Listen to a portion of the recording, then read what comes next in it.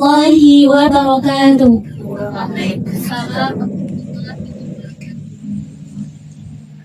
أعوذ بالله من الشيطان الرجيم.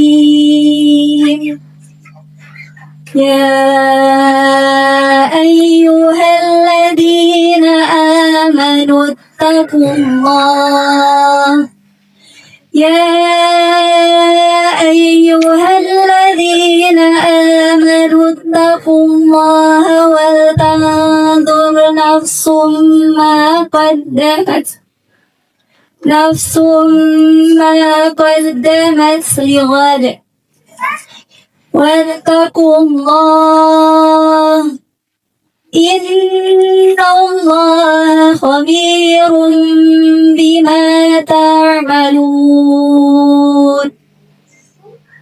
ولا تكونوا كالذين نسوا الله فأنساهم أنفسهم أولئك هم الفاسقون. لا يستوي أصحاب النار وأصحاب الجنة. أصحاب الجنة هم الفائزون. لو أنزلنا هذا القرآن على جبل لرأيته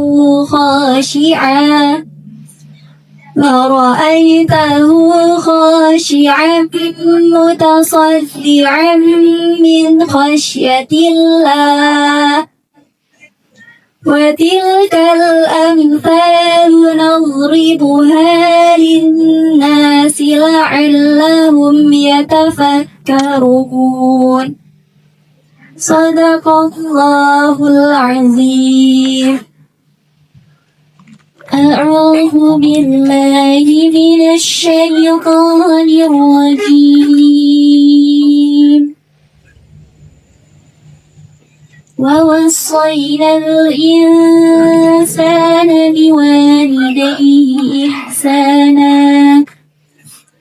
حملته أمه كرها ووضعته كرها وحمله وفصاله 30 شهرا حتى إذا بلغ أشده وبلغ 40 سنة قال رب أوزعني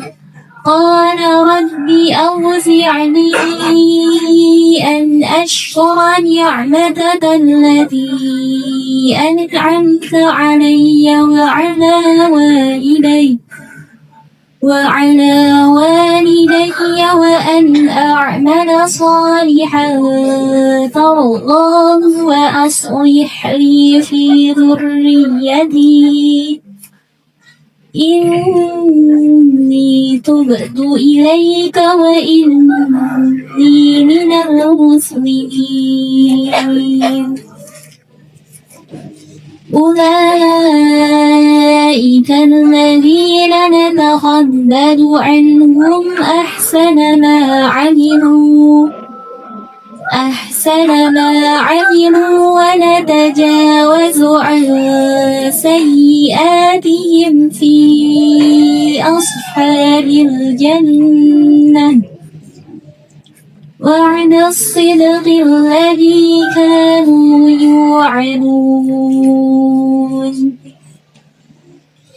والذي قال لوالديه أف لكما أتعنانني أن أخرج وقد خلت القرون من قبلي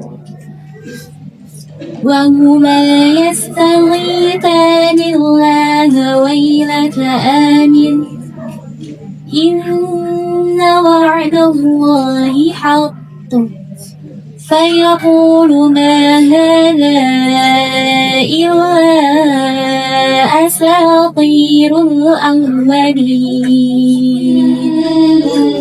صدق الله العظيم. السلام عليكم ورحمة الله وبركاته. Bismillahirrahmanirrahim. Assalamualaikum warahmatullahi wabarakatuh. Yang terhormat Mudir Al-Ahad Amaliyah Qur'ani Al-Ustadz Dr. Haji Ali Husain SPDI MIKO. Yang kami hormati Mudir Ma'had Amaliyah Qur'ani Ustadz Bahrul Ulum LC. Yang kami hormati penanggung jawab program Takhusus Buddha Hajah Tin Wahyuni AMD. Yang kami hormati manajer program Takhusus Ustazah Nurjana. Yang kami hormati wali santri Takhusus Ma'had Amaliyah Qur'ani Angkatan 8. Yang kami hormati para donatur dan tamu undangan serta hadirin yang berbahagia. Pada kesempatan ini, izinkan kami mewakili santri Takhusus untuk menyampaikan perjalanan menghafal kami. Perkenalkan, nama saya Yunita. Saya perwakilan dari teman-teman saya ingin menceritakan perjalanan menghafal kami. Saya datang ke Ma'had dengan waktu yang berbeda dari teman-teman saya. Ketika teman-teman saya datang ke Ma'had dan memulai menghafal di bulan Juli 2025, tetapi saya datang ke Ma'had dengan waktu yang berbeda, yaitu pada September 2025. Pada saat itu, teman-teman saya sudah berada di juz 10 dan saya baru mulai menghafal di juz 1. Awal menghafal, saya merasa takut. Banyak sekali pertanyaan yang ada di benak saya. Apakah saya mampu menyelesaikan hafalan 30 juz dalam 1 tahun? Apakah saya mampu mengejar target yang sudah dicapai teman-teman saya? Tetapi pada saat itu, saya dikuatkan oleh teman-teman saya, Ustazah Nur, dan dikuatkan oleh musyrifah saya. Beliau mengatakan bahwa saya pasti bisa dan meyakinkan saya.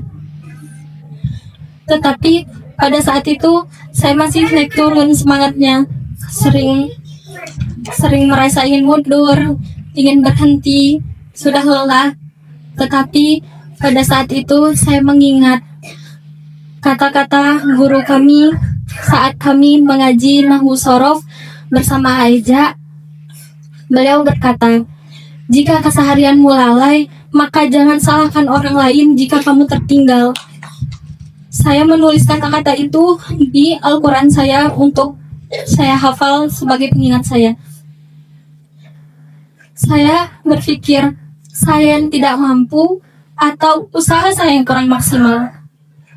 Dan saya berusaha lagi dan perlahan berjalannya waktu, saya bisa ziyadah 2-3 lembar dalam 1 hari. Dan pada saat itu teman-teman saya sedang persiapan tasmi di 24 juznya. Dan qadarullah, waktu itu saya sakit. Dan saya sakit cukup lama, yang mengharuskan saya dirawat di rumah sakit. Pada saat itu, yang sebelumnya saya tertinggal 5 lembar, tetapi setelah kondisi saya membaik, tertinggal saya menjadi 2 juz. Di situ saya merasa lelah, saya ingin berhenti, saya capek. Tetapi di situ saya teringat kembali nasihat dari guru kami, Ustadz. Beliau pernah bilang, nah, jangan mau menjadi orang yang tertinggal. Dan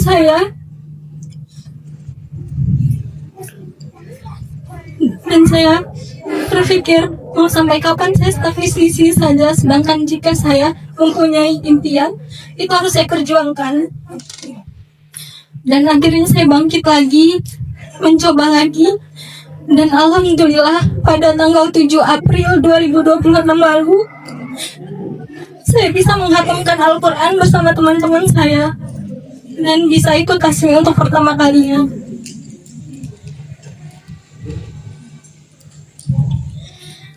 Dan saya mewakili teman-teman saya ingin mengucapkan terima kasih kepada orang-orang yang sudah berperan penting dalam proses menghafal kami. Terima kasih untuk orang tua kami yang senantiasa mendukung anaknya.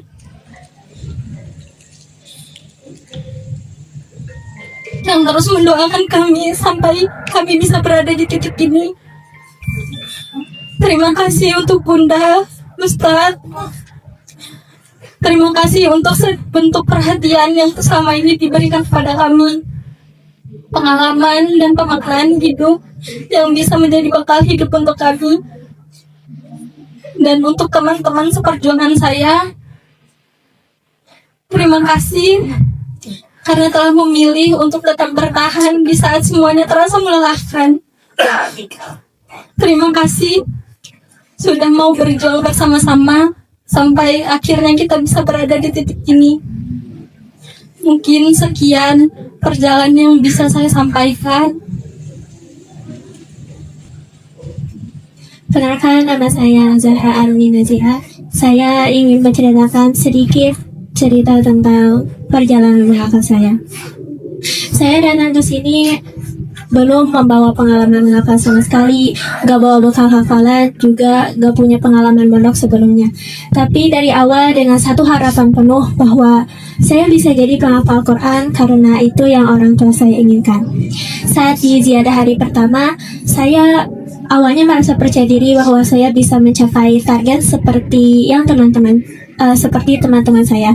Tapi ketika ziyadah hari kedua, tepatnya di juz 1 halaman ke-6, saya mulai kaget karena ternyata menghafal Al-Quran tidak semudah yang saya bayangkan. Tapi saat itu musibah saya masih memberikan saya waktu sampai malam hari untuk tetap setoran dan memaksa saya agar bisa setoran hari itu minimal 1 halaman. Dan dari saat itu saya mulai merasakan yang namanya takut setoran.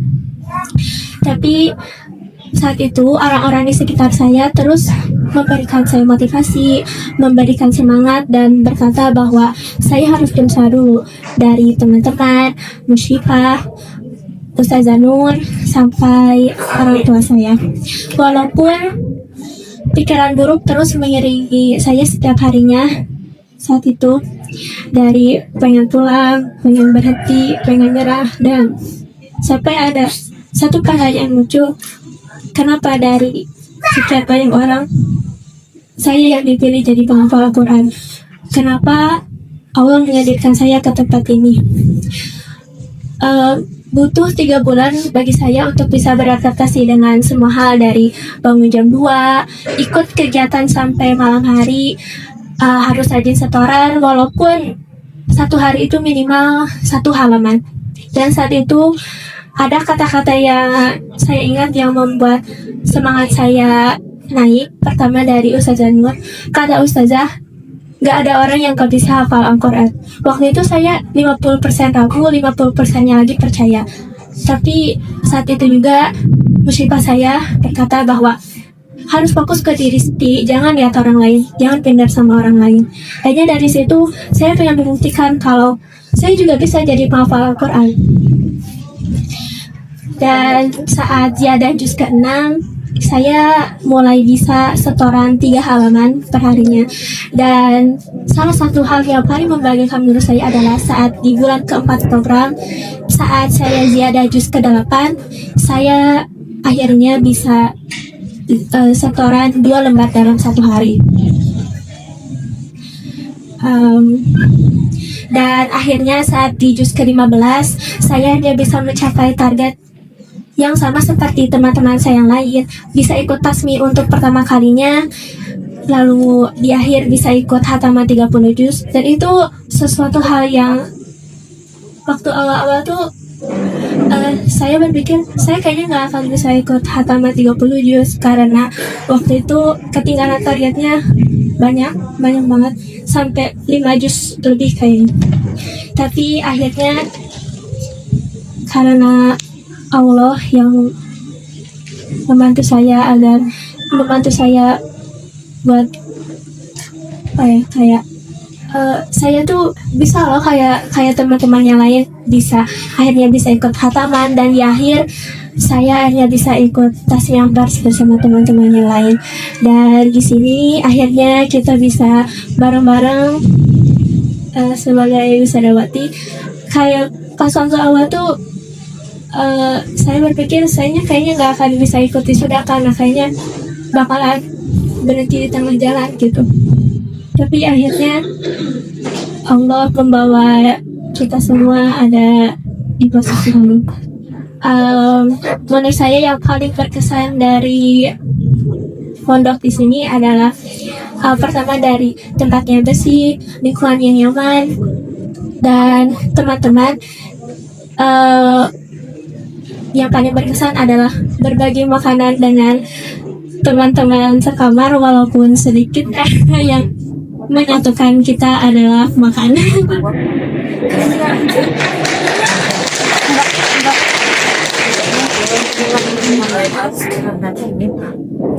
Terakhir saya mengucapkan terima kasih kepada orang tua saya. Terima kasih Mama, Bapak, kalian adalah motivasi terbesar saya sehingga saya bisa ada di sini. Gitu juga dengan keluarga saya, teman-teman, juga untuk Ustadz, Buddha, Ustazah, Ustazah Nur dan Musyrifah, Teh Eli, Teh Ana, dan Teh Hana.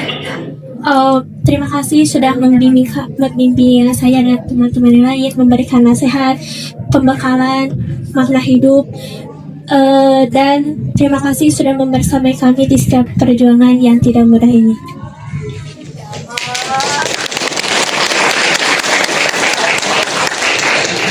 Mungkin sekian dari kami. Wassalamualaikum warahmatullahi wabarakatuh.